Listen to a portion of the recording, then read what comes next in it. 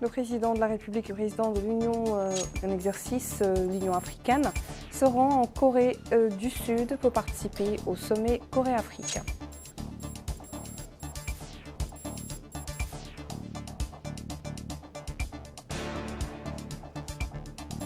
Le Conseil national de la santé organise à Nouakchott des journées de réflexion et de concertation sur les moyens de prise en charge de certains malades.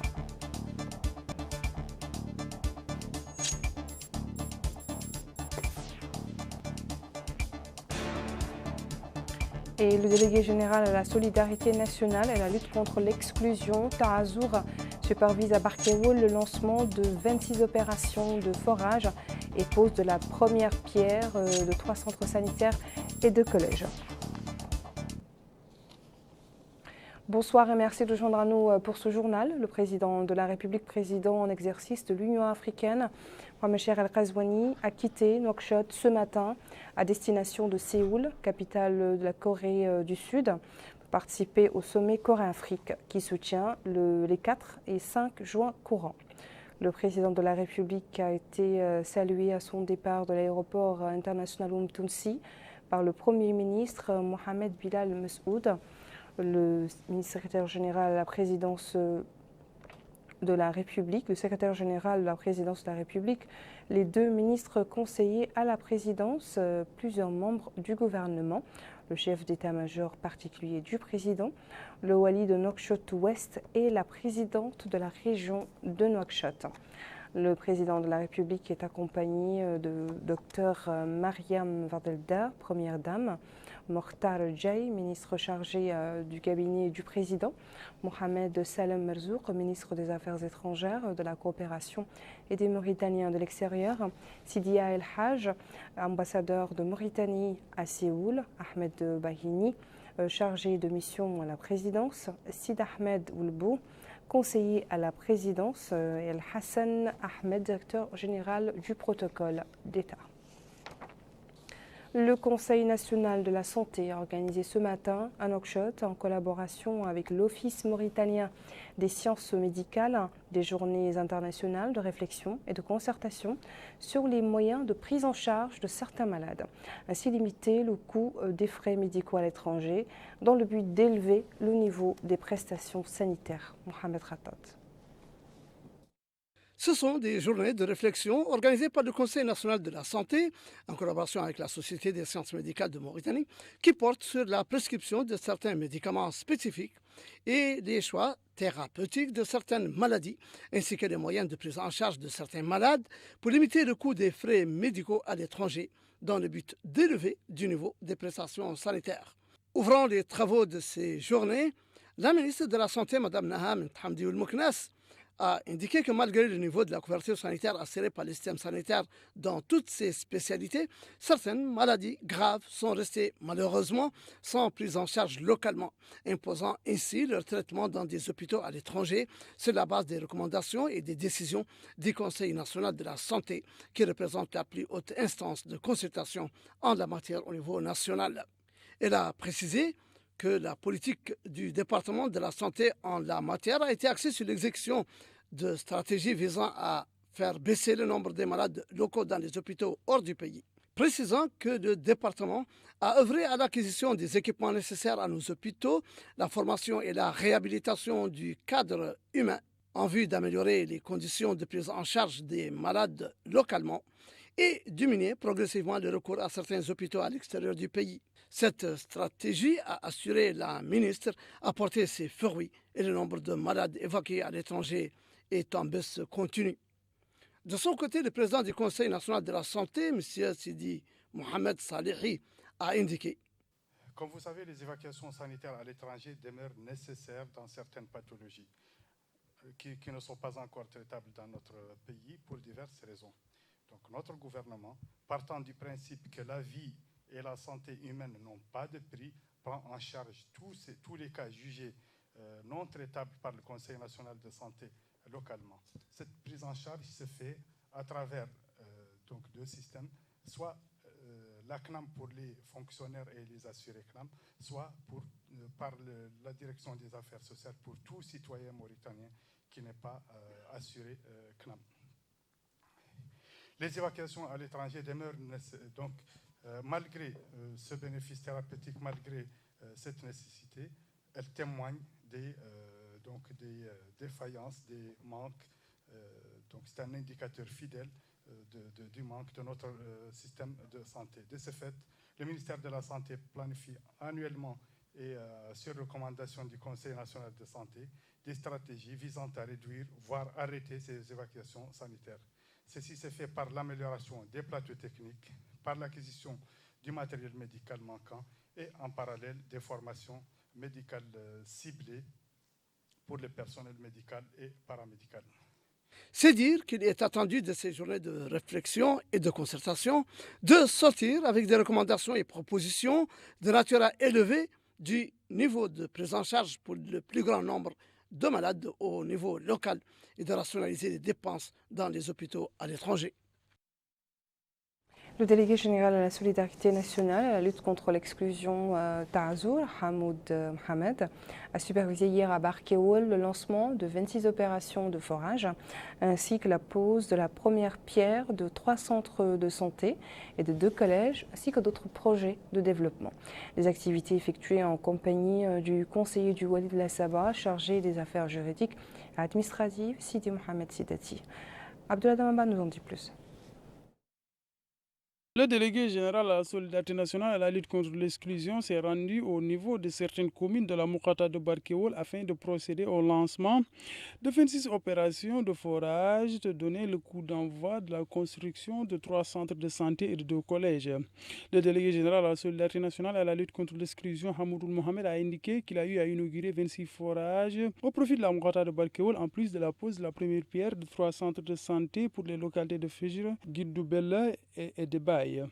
Il a aussi affirmé qu'il va procéder à la distribution de 20 motos au profit de 8 communes de Barkéoul. Le délégué a aussi souligné que 3 citernes vont être réparties aux zones souffrant de la rareté de l'eau potable. L'adjoint au maire de la commune de Khabra a insisté sur l'importance de ces réalisations, particulièrement ceux se rapportant à la disponibilité de l'eau. Elle a exprimé ses remerciements à l'endroit du délégué général à la solidarité nationale et à la lutte contre l'exclusion. Au niveau de la localité de Bagdad, le maire de Bouhairaj a aussi magnifié ses réalisations, particulièrement les efforts entrepris pour permettre aux populations d'avoir accès à l'eau. Il a aussi déclaré que les habitants de Bagdad, avec ces opérations de forage, seront en mesure de boire l'eau potable, ce qui constituait une demande de longue haleine. Auparavant, dit-il, on buvait l'eau de la pluie. 6 autres villages, indique-t-il, vont aussi avoir accès à l'eau. Le délégué général a aussi posé la première pierre du collège de la localité de Rediye et aussi d'Arvar. Le maire de Rediye a ainsi salué le rôle de l'école dans le cadre de la consolidation de l'unité nationale et de la cohésion sociale du pays. Il a en outre mis en avant l'importance de cette école au profit des habitants de cette contrée. Dans le cadre de leur voyage en Terre Sainte pour accomplir le 5e pilier de l'islam, le Hajj, de l'année 1445 de l'Hégire, les pèlerins mauritaniens ont visité aujourd'hui un certain nombre de sites sacrés, témoins de la brillante histoire islamique du temps du prophète Mohammed, paix et salut sur lui. El Hajj Abdelaïd-Din. Dans le cadre de leur voyage en Terre Sainte, les pèlerins mauritaniens continuent de visiter des sites historiques qui témoignent de la brillante histoire musulmane à l'ère du prophète Mohammed, paix et salut sur lui, et à l'ère de ses compagnons. Le cimetière Al-Baqi', situé à côté de la mosquée du prophète, lieu de repos de près de 10 000 compagnons, a fait l'objet de la visite de nos pèlerins. L'étape suivante de leur visite était le mont d'Ohad, témoin de la bataille au cours de laquelle des compagnons sont tombés en martyrs, dont Hamza ibn Abdul Muttalib, oncle du prophète Mohammed, paix et salut sur lui. Parmi les sites historiques visités figurent les sites de la tranchée, témoins de la bataille Al-Ahzab, au cours de laquelle les musulmans ont remporté la victoire sur les polythéistes et leurs alliés.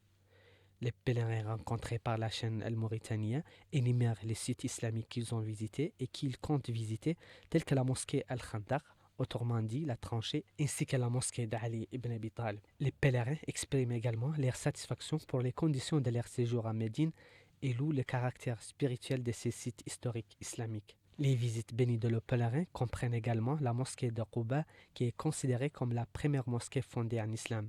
Cette mosquée a une particularité culturelle, à savoir prier dans cette mosquée équivaut à une umrah.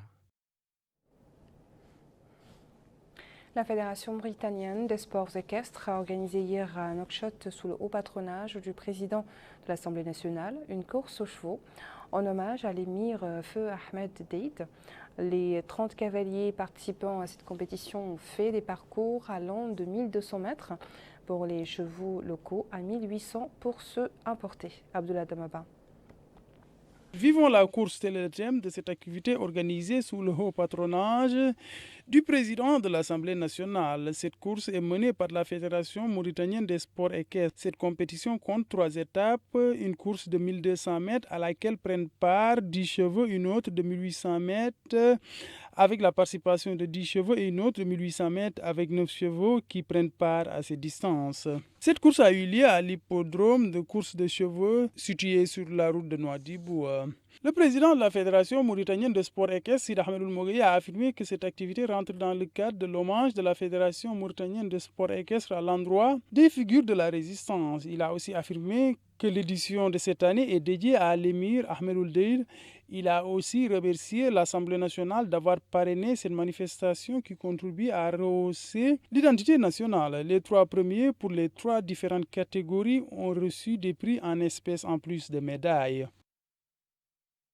Cap sur l'Adrar, où le Wali a supervisé ce matin dans la ville d'Attar le lancement des travaux d'une caravane sanitaire organisée par la commune d'Attar en étroite collaboration avec la commune de Marrakech. La caravane comprend plus d'une vingtaine de médecins dans diverses spécialités. Des dizaines de consultations médicales ont été effectuées par cette caravane sanitaire au profit de la population de la wilaya d'Al-Adrar. La caravane est organisée par la commune d'Attar et celle de Marrakech. Les bénéficiaires de ces consultations médicales ont apprécié cette intervention sanitaire, affirmant qu'elles ont reçu des médicaments dispensés par la caravane. Le wali d'Al-Adrar, M. Abdallah Mohamed Mahmoud, s'est inclus des activités de la caravane tout en remerciant les médecins et les spécialistes qu'ils ont voulu passer quelques jours successifs pour rendre des services médicaux à la population de la wilaya. Le maire de la commune d'Attar, M. Ibrahim Bodoub, a remercié au nom de sa commune la fondation Souhouf Sharaf et la commune de Marrakech d'avoir contribué à l'organisation et au financement de cette caravane sanitaire. Le représentant de la commune de Marrakech, M. Abdelaziz El-Oumari, a exprimé la volonté et la disponibilité de sa commune à renforcer la coopération intercommunale mauritano-marocaine. Il est à noter que la caravane durera 7 jours et regroupe 22 médecins volontaires de différentes spécialités, dont des pédiatres et des ophtalmologues. Au Gorgol, précisément à Kaïdi, où a été lancée une campagne de nettoyage de la ville, conjointement menée par la mairie et World Vision. Plusieurs associations de la société civile et les chefs de quartier sont impliqués pour assurer la propreté et l'assainissement de la ville. Abdullah Damaba. La commune de Kaïdi a démarré une campagne de propreté de la ville. Le coup d'envoi de cette opération a été donné à partir du marché central de cette ville. Cette campagne est menée en collaboration avec l'ONG World Vision. En plus d'équipes qui vont mener cette opération de propreté, il sera aussi question de sensibiliser les habitants au sein des différents quartiers de la ville sur l'importance de la propreté. L'adjoint au maire de la ville de Kaïdi a affirmé qu'avec l'aide de World Vision, ils sont en train de mener cette opération dont l'objectif, dit-il, est de faire de ces localités une ville propre. Les agents chargés de la sensibilisation appellent les habitants à l'aide de messages distillés dans les différentes langues nationales à adopter des comportements visant à renforcer la propreté des lieux. Ce membre du conseil municipal de la ville a indiqué qu'ils ont mis en place un plan d'action avec des campagnes de sensibilisation visant les citoyens afin qu'ils collaborent avec l'équipe de la mairie. Elle a par ailleurs remercier l'ONG World Vision pour cette collaboration. Cet autre membre de la commune de Kaïdi a aussi déclaré que cette opération concerne tous les quartiers de la ville. Ainsi, souligne-t-il, on déploie 16 personnes par quartier dans le cadre de cette opération. À Mederdra, au Trarza, les coopératives agricoles féminines font une bonne récolte et ont pu, au cours du mois béni de Ramadan dernier, d'approvisionner le marché local, atteignant ainsi une autosuffisance en légumes. À la ville de Mederdra, la saison agricole de l'année en cours était manifestement fructueuse et bénéfique pour la population locale. Elle a permis aux coopératives féminines de récolter des tonnes en divers légumes locaux et de satisfaire les besoins des habitants en produits potagers. Les femmes cultivatrices affirment que la productivité agricole a connu une amélioration notoire qui s'illustre par la récolte de 35 kg par chaque parcelle en tomates, en pommes de terre et en d'autres espèces de légumes. Elle indique qu'elles vendent le sac d'oignons à 8 000 ouguiyas et le sac de pommes de terre à 10 000 ouguiyas. Elle ajoute qu'elles ont réalisé une autosuffisance en légumes au niveau de leur ville et ses environs, particulièrement pendant le mois béni de Ramadan.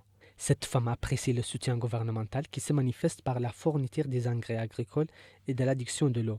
Elle apprécie aussi l'appui offert par la commune de Medredra. Concernant les doléances, ces femmes demandent aux autorités compétentes de disponibiliser des grillages pour protéger les champs agricoles contre les animaux errants.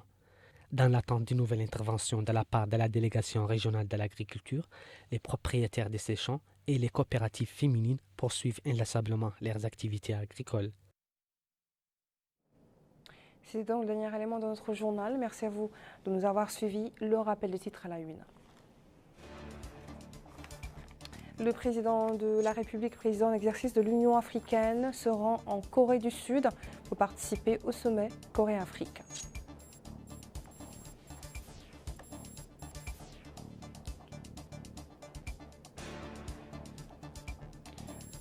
Le Conseil national de la santé organise à Nouakchott des journées de réflexion et de concertation sur les moyens de prise en charge de certains malades.